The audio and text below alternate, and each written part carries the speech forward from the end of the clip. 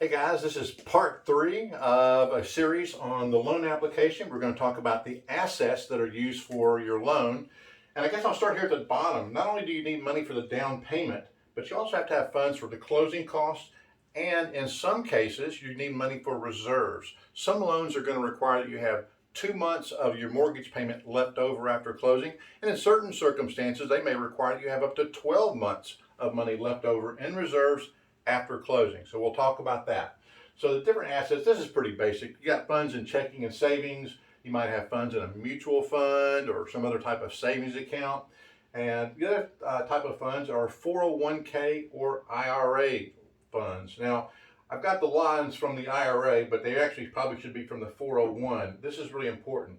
Typically, when they're looking at your assets, and IRAs and 401k, they may not be used to meet the requirement for the down payment. You may be using those funds for reserves. If you do, they may only count up to 70%. And some guidelines say 60%.